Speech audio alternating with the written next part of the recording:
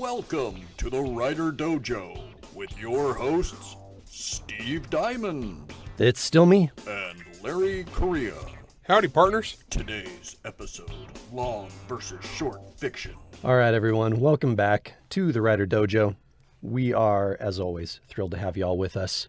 Today, we are going to discuss a topic that both Larry and I really like. And some people hate writing one or the other of these. And this is the idea of writing short fiction versus long fiction. Oh yeah, short stories versus books. It's oddly such a contested topic. I'm surprised how many people dislike writing. And it almost seems to trend one way, and that's some people just hate writing short stories. While I love them. Well, at the same time, I actually know some guys who are extremely good short fiction Oh yeah, authors we know them. who really struggle to put together a novel. I wonder, I have my theories for why that is. And that's, they're two completely different skill sets. They really are. I think they're connected. They're related. I think that they're both valuable, and I think learning to do either one makes you better. The more you can do one or the other makes you better at the other. Like the more novels I've written, the better I've gotten at short stories. The more short stories I've written, the better I've gotten at novels. And so I think that they help. But there's definitely some guys are definitely wired for short fiction more than they are for long fiction, and vice versa. So when it comes to short stories, let's talk. I want to go through the benefits of each of these. What are the coolest things for you, Larry, about writing short fiction? Well, right off the bat, I've written a lot of short written fiction. 3 collections worth Yeah, so I've far? got two bound collections. It's called Target Rich Environment, and I'm about ready for a third. Yeah. And what it is every time I write a novel, I will take a break and write 2 or 3 short stories, and then write another novel. And why do you do that, Larry? I find it to be a good palate cleanser. It's a totally different exercise for my brain. I can get some little ideas out there. A lot of my novels began as short stories. I will write a short story first to kind of experiment, to test those waters. Yep. Now the pros of the short stories is creativity, fun, without a lot of time investment. I can work on a short story for a couple days and I'm done. Or maybe a week at the outset for something, like bigger, like a novella. One of the things that I really enjoy about writing short fiction is it's kind of an ego boost. Oh, yeah. In general, I try to keep my short stories right around 5,000 words. And I found that when it comes to submitting short stories for consideration to various entities, if I keep my short stories right around 4 to 5K, it's almost short enough to where sometimes I feel like I get the story isn't that long. We can totally fit this in here. It's not a big deal. Yeah. But I get to write a short story and I get to finish it in real short order. And then I feel good about myself because I'm like, man, I finished this because guys, man, novels take a long time. There is that can't be accentuated too much. Writers, guys, there is an endorphin rush to finishing a project. I have in my house what's called the Song of Triumph. Anytime I finish a project and send it off to the editor, I play really super loud on my speakers on my computer the song Innis Mona by Alluviate, which is a heavy metal hurdy-gurdy folk song, right? And it's nuts. I love it. But it is specifically the Song of Triumph. And whenever my family hears the Song of Triumph playing upstairs, they cheer because they know Dad just sent off a project and I'm going to be really happy.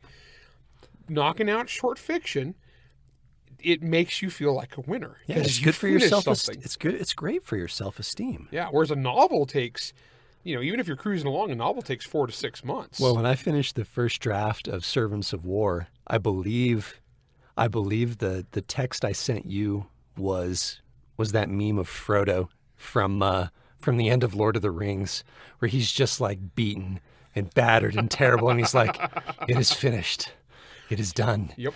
Because honestly, that's how I feel when I finish a book. It was 100,000 words. You think about a short story, you said 5,000 words. Yeah, it's a little bit longer. So it's the equivalent of writing 20 short stories.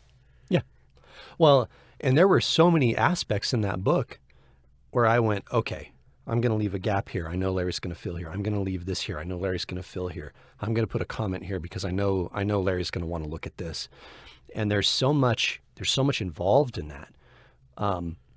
Now, again, just I'm going to take a quick break, and I'm going to explain to you exactly kind of where we use the word short stories or novellas or novelettes and blah, blah, blah. We should probably lay some groundwork. Okay. Short stories, in general, anything up to 7,500 words. Okay? Okay. Novelette, basically going up towards 20. Novella, anything going up towards whatever people consider a novel these days. They used to say 40,000 words, but if you're writing adult fiction, 40,000 words is not a novel. That's nothing. Yeah, I've always heard novellas are lumped into like the 20,000 range. Most of the novellas I've done have been 20K. So which works out to about 4 hours for an audiobook. Yeah, and I've written some novellas that are in the 20 to 40 range. But again, you and I primarily write for adults. Although I write for YA. Young adult novels tend to be 60 to 75,000 words, which is pretty short because then regular genre fiction novels tend to be 100,000. 100 fantasy novels are 120 minimum. Yeah, like all my fantasy novels are about 120 to 140, but I have some 200s. Yeah, which is pretty fat. So they're long. So and again, then the big doorstopper fat novels that you see, oh my heavens, like your Brandon Sandersons, your Robert Jordans. Yeah, 300 to 350. Yeah, 300,000 words. And so on a page, when you're writing a manuscript, if you set your manuscript to be double spaced, you're going to get roughly 250 words per typed page. Yeah, you'll notice the writers, we always use word count, not page count. Yeah, because in short fiction, how do we get paid, Larry? By word the count. word. Well, plus page count's very misleading too, because if you write something with like a lot of pithy dialogue, you can have 100 words on a page. Oh yeah. Or if you're James Patterson, you can have 3 words on a page. Yeah, and that's like 4 chapters somehow.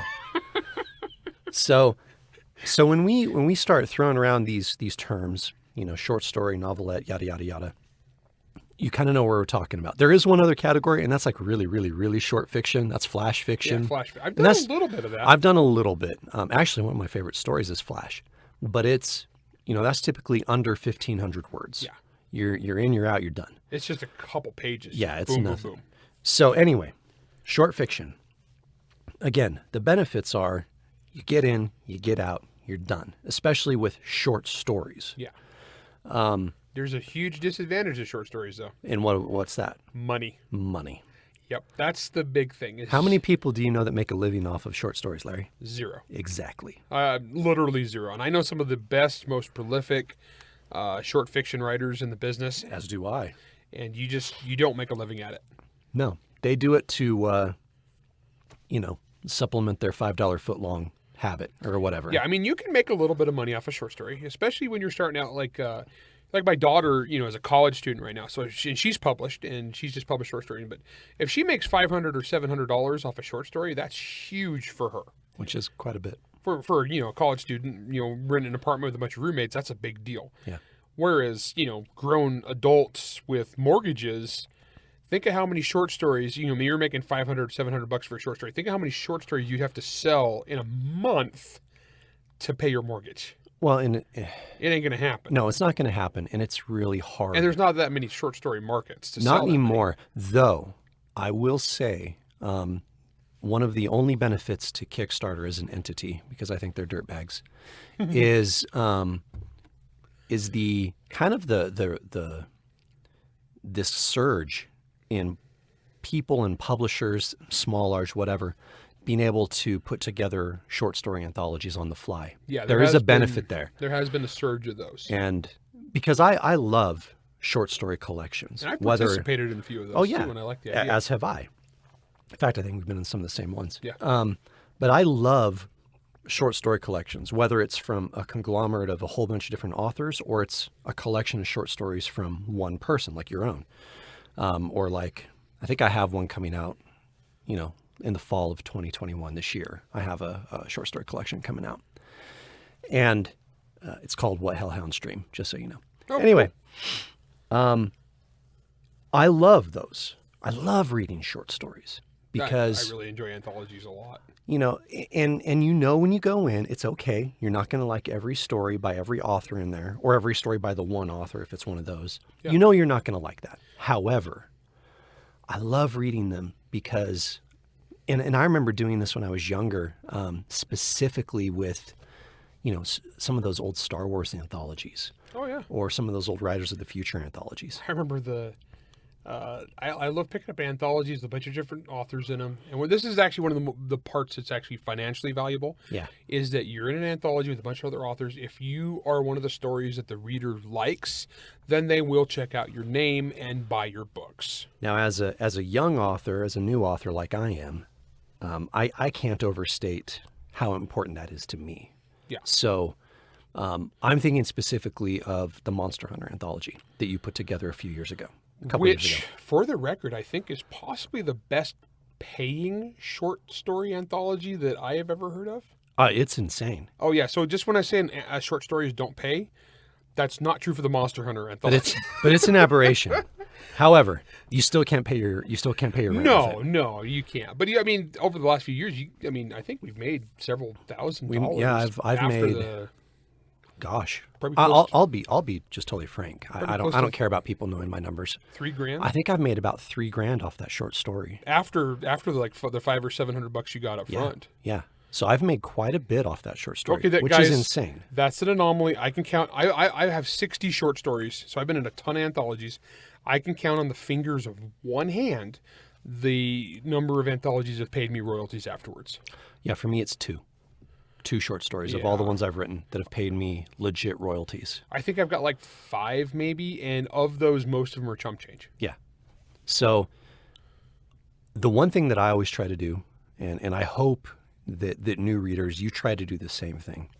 Larry and I we've talked briefly, well, not briefly, but we had a whole episode about whether you are treating this as a hobby or you're treating this as a business. And I think that when you treat this as a business, you tend to go at it with a little bit more seriousness. You get your game face on. And when I remember when Larry approached me for the Monster Hunter anthology, and he told me who all was in it. We had some big names. You got to understand, there's a lot of big dogs in there. Jim Butcher's in there. Jonathan Mayberry's in there. Gosh, who else is in there? Sarah's Sarah's in there. George, Faith Hunter. Oh gosh, I forgot about Faith in there. Good grief. I I mean, there's so many. Jody. Jody Lynn and I, John Ringo. We had like It was insane. it was like 7 or 8 New York Times bestsellers. And then there's me. Okay, and I'm the schlub. Well, right? I mixed it up, so I had different levels of people. Yeah. As an editor, that's what you want to get kind of a broad selection of writers. But there is an intimidation factor to being that author. And that's one of the lower ones. Yeah. And you're going in this thing, you're saying, holy crap, I'm in an anthology with frickin' Jim Butcher and Jonathan Mayberry, 2 guys who I look up to a lot. We like to refer to it as Team and More, because on the cover it has the names of all the Yes. headliners. Oh yeah, and more. So it's like That's Jim me. Butcher, Jonathan Mayberry, Faith Hunter, and more. Yeah, I'm fairly I'm pretty squarely in that team. But I took it as an opportunity because I look in there and I say there's 2 thoughts that I have. One is just don't be the worst story. Just don't be the worst story. Yeah. If I'm not the worst story, I'm good to go. But then the other thing, and this is when you set your goal a little higher, and that's what if I can write a story that people say my name alongside Jim Butcher and Jonathan Mayberry. That's a good feeling. And so I remember, Larry and I often, and you hear this in the kind of the writing and the art community, is you don't get paid in exposure bucks. But every now and then, there's some exposure bucks that come with this that are pretty dang valuable. Short fiction is one of those things where you can make a little bit of money on it. Like, pro rates 5 cents a word. I think it's 6. 6 cents. It's not good. Who knows? SIFWA changes their rules and they're ridiculous. Yeah, and SIFWA sucks. We could have a whole episode of how much SIFWA sucks. It's how useless it is. Yeah. But pro rate's not really super high, so figure you're going to not clear a ton of money off the short story. And so really, anytime you're accepting anthology offers, you got to weigh it and say, is this worth my time? And the biggest question really is, who's going to read this? Who's going to read my story and see that I am a good writer and then go buy the rest of my stuff? Yep. And it's good practice. Like we talked about in our very first episode, how we like fan fiction, or maybe it was our second episode, but we talked about, because that's a great way to learn. And writing short fiction and actually getting paid for it is a wonderful way to learn the craft. All right, we're going to take a break, and then when we come back, we're going to shift our focus to long fiction and a lot of the benefits and stuff that we see, mainly getting paid. So we'll be back in a sec. A half-century-old curse lies over the small community of Bridgewater ever since Sarah Chase died in a car accident during a teen angst-driven game of chicken back in 1962. She perished in the back seat of a 1961 Impala, accompanied by a group of boys who called themselves the Big Four. She screamed as the car careened through a guardrail and plunged into the icy river water beneath. The 4 boys survived. Sarah did not. Teenagers still race and party at the Milvian Bridge where Sarah's car went over, especially on the anniversary of her death, in hopes of catching a glimpse of her unsettled ghost. But the partying teenagers of Bridgewater don't know that in life, Sarah belonged to a group of teenage girls who practiced witchcraft. They don't know that Sarah seeks to use her powers from the grave to avenge her unrequited vendetta. They don't know that Stan Corliss, the driver of the Impala that terrible night and the unpronounced protector of Bridgewater, has passed away, freeing Sarah to unleash her anger. Dead Girl by Craig Nybo is available on Amazon and is free for Kindle Unlimited subscribers. Pick up your copy today. All right, we're back, everyone. Thank you for rejoining us. So we were talking a lot about short stories, Larry. So what I want to do, and there's a couple other points that I think you and I want to hit when it comes to short fiction. And some of the things stuff, that, yeah. Most of our stuff is about novels. Yeah, we talk primarily about novels because, again, our aim for you and for ourselves is to get paid. And frankly, novels is where you're going to get paid. Novels is the only way you're going to make a living at this. So just to start, that is the big benefit to writing a novel. Absolutely. Is monies. Paying the bills. So we've talked previously, depending on what order you decide to listen to our episodes in, if you're going along chronologically, we've already talked about the business of writing, some of the basic kind of business principles. And one of those is the idea of how much money you're getting for a novel. You know, the idea of the advance, the idea of royalties. Short stories, again, you're getting hopefully a few $100 to $500 or $600 per story. Novels, you're getting hopefully, even in the beginning, you're getting several thousand. Yeah, and if that novel has legs, you're getting paid for it forever. I mean, I have books that have been out for 12, 11 years now, and I'm still making good, consistent money off them. Short fiction, no, it's pretty much one and done 99% of the time. Until you are prolific enough and famous enough that you can bind it all together into a collection, and then you basically sell it as a book. And then you can collect royalties on that. But even then, those don't sell quite as well as your novels. The audience for short fiction is much smaller than the audience for novels. Yeah, I think I find, and look, as much as I said before, as much as I love reading short fiction when it comes to getting a taste of an idea or getting a taste of an author and what they do, I always go back to novels because I want a long, fully developed story. Yeah. I want to be able to get into the head of your Owen Pitts, of whoever.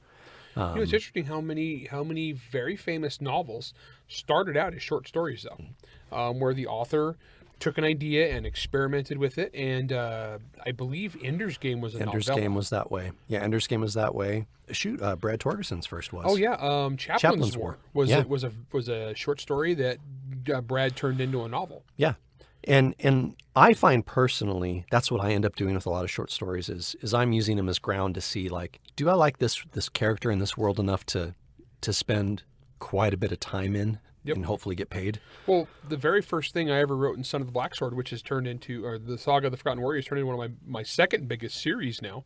It's done really well, but the very first thing that existed there was a short story that later turned into a chapter just in the middle of the book. It was just a thought experiment. So it's a really good way to get in, play around in the world, see if it works for you, play with those ideas, and then go from there. Yeah, and once you get into that realm of long fiction, that's where, that's where it becomes a whole different discipline. You're planning so much more. Yeah.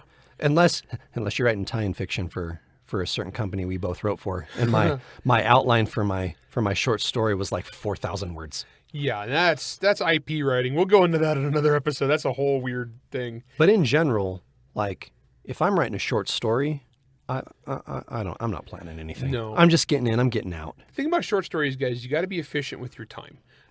So you're not going to put the effort in to do as much research. You're not going to do as much planning. I remember we had the episode where we talked about outlining versus discovery writing. Yeah. Honestly, outlining on a short story, my outline for a short story is a paragraph. Yeah. I'm actually a big fan of the novella in size, but unfortunately the novella is not a lot of markets for novellas. No, there's really not. The one place I've done really well with novellas? Audible. Yeah. Audible exclusives. Tom Stranger and now you're Lost Planet you're Homicide. Lost Planet. Yeah. Yeah. And I think if you are, and I'm thinking specifically of our friend Brandon. Yeah. Some of the few novellas that Brandon has written have become extremely successful financially because, he's so freaking ridiculously popular that he can sell that stuff without any big deal. Yeah. But again, him, you, it all comes down to the novel at some point. The novel, the series, the big chunk of story that people are hungry to get, and they come back for more and more and more every year. And I think that is I think that's the realm that most authors should go to if they want to take this seriously and treat it like a business. Yeah, one thing that actually on that though has helped me be a better novel writer is if you think of a short story as basically a scene or two, and the main thing about you when you're writing a short story is you have to accomplish a whole lot in very little space. That said, if you could take that skill set of being able to tell a lot of story and very fast, you can then transfer that into a novel, because a novel really is just a whole bunch of short stories connected. It's basically 25 short stories is a novel. If you think about it that way, it's just your short story is just a scene or two. Yeah. And you're introducing stuff quick. There's the old saying about, in late, out early. Yeah. Kind of the old screenwriting. Yeah, you don't need to show everything. Right. You just need to establish, boom, boom, boom, there's your stuff, get out. Yeah, I always look at it as, again, I'm more of a character driven writer. And so I always look at the short story as how quick can I make you care about this person? Yeah. And oftentimes that's putting them in, getting into a scene that's already, already going on. There's some filmmaking term that's some foreign language. I don't remember what it says, in media res or something like that. Is it in media res? Oh yeah, because it starts when the action is already going on. Yeah. So you get in there, and I want to be able to make the reader care about that character so quickly that they're already in within a paragraph. Yeah. How quick can I do it? And the funny thing is most people will talk about that in terms of like, that's a short story skill. That's a short story skill, right? However, we do the same thing in novels. I think it's one of those things where it's more necessary in short stories. Well, yeah. But it's a good skill to have in the novel, unless you're going all languid and slow. But I'm not. That's not my thing. Okay, so if that's one of the skills from short stories that we think we can translate over into long fiction, as we say, into novels, what are some of the skills from long fiction that go back the other way? That's a good question. That is a really good question, actually. I think when it comes down to it it's the idea of idea development. Mm-hmm.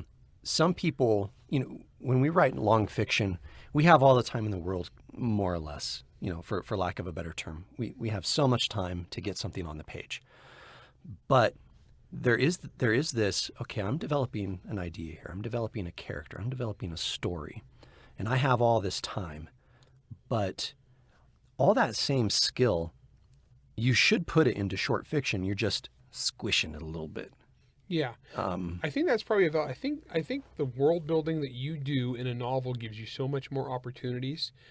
I would think that the skill would actually translate over as the more novels you've written, the more big world building you've done, the faster and easier it's going to be to do the small world building, because you've got those tools that you know how to ask those questions that we've talked about before. If this, then what? Yep. And also the other thing too, that for short stories, I've done a lot of short stories. This is one where the novels help the short stories, where I've written short stories that are basically set in one of my novel universes, where I'll be writing the book and there'll be an incident or something I refer to that sounds really awesome, or a side character, but there's no chance to develop them in that novel. They don't fit. It's just not the place. Yeah. I mean, I'll go back to, again, my short story for you in The Monster Hunter. Oh, yeah, some great characters, the Vatican combat exorcist. Yeah, Gutierrez, right? Yep. I remember reading him in Nemesis and going, dang, this is such a cool character. And yet, I mean, that guy, I doubt he had more than 3,000 words of screen time in Nemesis. Yeah, probably. And then I went ahead and wrote a 7,500 word short story for you in that world. Yep. And if we're keeping score, folks, it turns out that my goal of being called one of the better short stories in that anthology totally worked. Yeah, it was actually one of the more popular ones in there. It is. With some really heavy hitters. And, and I get asked about it at cons pretty frequently. But again, like Larry said, that's a character that didn't have the room, or it wasn't appropriate for Larry to be growing that character in there. And so I took the opportunity to do it for him in a short fiction universe. Yeah. Tanya, Princess of the Elves, is a very, very, very popular character who got developed in a short story outside of the novels. Right. It's what's actually interesting. So short stories, that's one where they go kind of hand in hand. The Testimony of the Traitor Ratul is one of my favorite short stories that I've done. And same kind of thing. So it's just a side character from Son of the Black Sword, gets developed in another place. I thought of something. I got to plug one person though, because you're talking about heavy hitters hitting above your weight class. Yeah. T-Man Moore, Noir Fatale with Hinckley. Yeah. Okay, so great. My daughter did a story for Noir Fatale. That's the other anthology I've been in where I've gotten paid royalties. Yeah, it's funny because all my things have paid royalties. We should do more. I like getting paid. We are doing more. Remember we filled up the first one and we had like 36 people left over, so we're doing 2 more. So Hinckley did a story, and keep in mind when she wrote this, she was like 17 years old. Yeah, and she wrote this story, and she's in this anthology with me, Laurel K. Hamilton, David Weber. Yeah, huge big name authors, really talented people. And Casey Ezell actually edited Hinckley. That way I wouldn't edit her because it'd be like, nepotism. Yeah. And so we had Casey edited Hinckley. Hinckley's story is probably the highest reviewed and most talked about story in that entire anthology, beating out me, Laurel, David, all these really good authors. Yeah. Oh, yeah. I mean, there are so many great authors in that collection, and yet it's the T-Man Moore that gets mentioned in that, which is interesting. And that's great. First of all, from a sales perspective, yeah, that's super great publicity for a short story collection where even the people that you've never heard of are killing it. Well, and the thing is, though, for her career wise, that was good for her because she's coming into this as she's a fairly famous author's daughter, and so right off the bat, this is a chance for her she proved that she's got her own chops and her own skills, and it got her enough attention that she has offers of all the work she could want. But she's a college student right now, getting a CS major, so she's pretty busy, working her way through school. However, when she gets back into it, she has no shortage of people who are willing to look at anything she turns into, just because that short story indicated to the market that she's got the skills. Well, and short stories is what got me in the door with Bane. Yeah, It because was you that. were in several my anthologies. yeah. My first one was my giant monster anthology, or Yeah, my for giant the- monster story. The kaiju one. Yeah. And that's a whole different story. That story was supposed to be in a different anthology, and they forgot about me. Yep. And so their loss was totally my gain Because you that, sold it to a much I sold better it to one. Bane. Yeah. Which is the one I did for the kaiju anthology. Actually, Yeah, we got were in- it was that same nominated one. for that prestigious blind judging award. Mm-hmm. Which is funny because my critics hate me, and so whenever every now and then there's but they just hate my name, so they never actually read me. They just hate me, and so one time one of my short stories was the kaiju versus samurai Tony Battleino story, and I wrote that and it got submitted to that 100 best stories of the year contest, but it's all blind judged. So they take the author's name off, and the judges, several of whom hate me, put it up as one of the finalists for best story of the year. Well, my story. I can only imagine how they felt when they saw who wrote it. Oh, I know. Well, and my story in that collection was the one that was nominated for that award that used to mean something. Yeah, I remember that. So, the point that I want to make here is, again, you can come at your writing career from any way you want. You can. Often you hear people say, "No, start in short fiction. That's a great way to get some skill." Or great way to learn. or they're like, "You know what? Just do long fiction because that's what pays the bills." And both are correct. They're both are fine. I think Larry and I agree though that if you're doing one, you really should be trying to do the other one, because especially if you're trying to be serious as an author. Yeah. That is where those two skills complement each other so well, and oftentimes open doors for you that you didn't have previously opened. I mean, for me, it's very obvious to me that being able to have some short fiction taken here and there opened a lot of doors to where, Bane and Tony specifically were comfortable with me writing a book with you. Yeah. If I was some schlub nobody that didn't have any stories anywhere, Tony probably would have hesitated more. And maybe even said no because she didn't know who the frick I was. But look, guys, there's no wrong way to do this. And there are so many great benefits to writing both.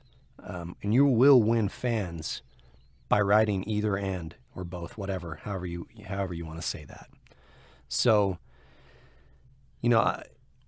I love short fiction. I love reading short fiction. I love writing short fiction. And long fiction is its own beast, but that's where I get to actually tell like big stories. So I think we'll leave you there. Thank you all so much for your support, and we'll see you on the next one. Take it easy. Writer Dojo is Steve Diamond and Larry Correia. Produced by Jack Wilder and Baron Hare Studios. Theme song, Word Mercenaries by Craig Nivo. New episodes come out every Wednesday wherever you stream your content. If you enjoyed this podcast, you can help support us by going to anchor.fm/WriterDojo, by leaving us a 5-star rating or review, and by helping to spread the word. All questions and comments can be emailed to questions@writerdojo.com. You don't get paid in exposure bucks?